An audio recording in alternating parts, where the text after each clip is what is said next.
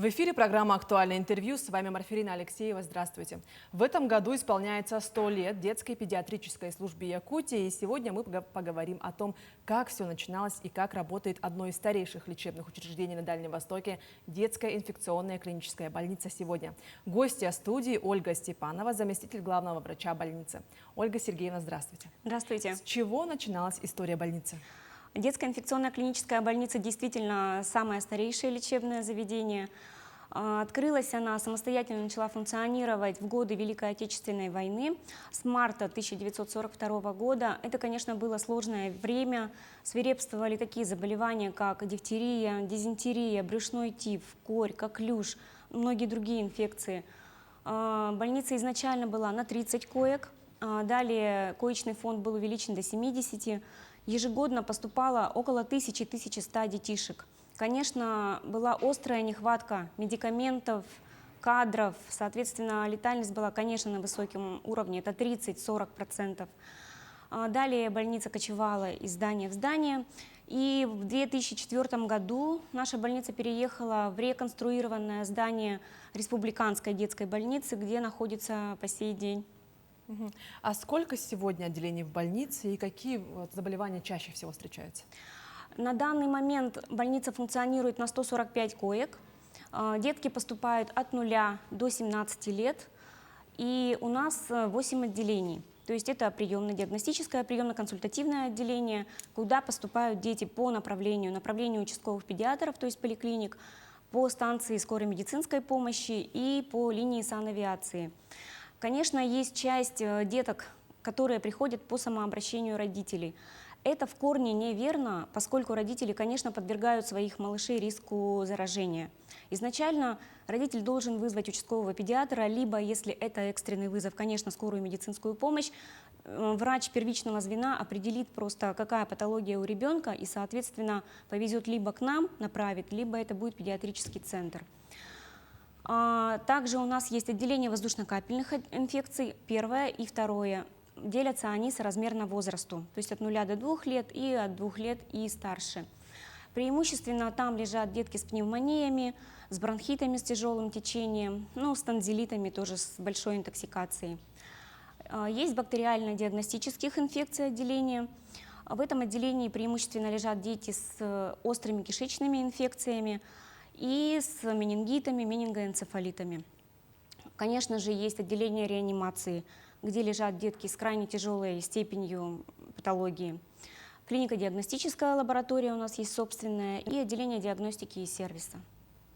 Лор-отделение, простите, на 17 коек. Сейчас это будет очень актуально, когда будет период сезон купания. Конечно же, с отитами у нас будут поступать детки. Как больница отработала в годы пандемии? В годы пандемии на базе нашей больницы было открыто коронавирусное отделение. Конечно же, персонал больницы работал с большим напряжением, с отрывом от семей. За год у нас проходило до 1000-1200 пациентов. Это были и дети, и их ухаживающие родители, которые болели. Фактически весь персонал больницы у нас работал, то есть и педиатры, и инфекционисты, и лор-врачи, и, конечно, реаниматологи. В общем-то, все было в напряженном режиме, но выжили. Какими вопросами сейчас занимаетесь и что актуально сегодня? Основными патологиями на данный момент, как я сказала, у нас уже являются также пневмонии, бронхиты. Если это острые кишечные инфекции, то обычно у детей раннего возраста это вирусная природа, у детей старшего возраста это, конечно, пищевые токсикоинфекции, то есть связано с употреблением некачественной пищи. Также у нас вот этой зимой была огромная просто вспышка острых респираторных заболеваний.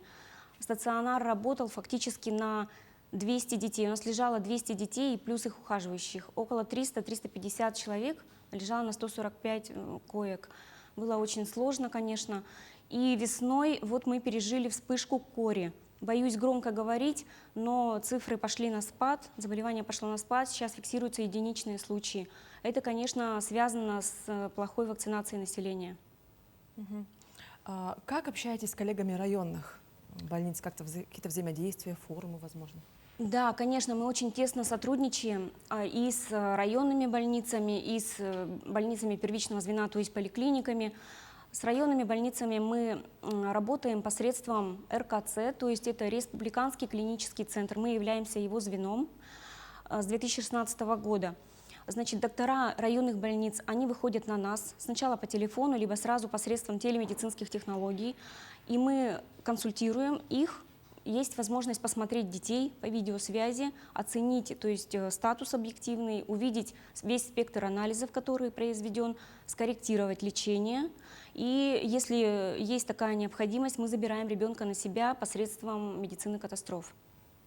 Вот. Это вот Также, да. да, еще мы практикуем с прошлого года выезды по районам республики. Это семинарская в основном, практическая помощь. Проводим семинары, лекции читаем. Вот лично я недавно была в Мирнинской больнице, в Сунтарской, и на следующей неделе мы планируем выезд в Намцы. А как у вас проходит взаимодействие, именно учеба врачей? На местном, в смысле в Да, республике? как-то повышение квалификации. Повышение возможно. квалификации у нас происходит постоянно. То есть мы и врачей и отправляем в любой город. Сейчас есть федеральная сеть, сайты. Мы ищем учебы, которые нас интересуют или, в общем-то, которые необходимы докторам, и отправляем докторов по всей России, либо здесь на местном уровне. Расскажите немного подробнее о себе, кто вы по профессии. Так, ну, я закончила наш местный университет по специальности педиатрия. Далее я училась в Москве, в Хабаровске, переучилась на анестезиологию и реаниматологию и работала врачом-анестезиологом в детской реанимации педиатрического центра. Ну, более 20 лет продолжаю там работать врачом-совместителем. С 2016 года я стала заведующей детской реанимации детской инфекционной больницы, и с прошлого года меня назначили замом главного врача. Ну и вот сейчас с такой датой, да, 100-летие, все-таки старейшая больница, педиатрическая именно служба. И расскажите немного о тех легендарных людях, на которых вот равняются, возможно, ваши коллеги. Ну, вообще, если это говорить о педиатрах, конечно, мы все воспитанники кафедры педиатрии. Ханды Мария Васильевна — это просто герой дня. Она ведет до сих пор практику, учебу, и не стыдно к ней обратиться за советом по сей день. А вот как работают именно анестезиологи, реаниматологи в вашей больнице?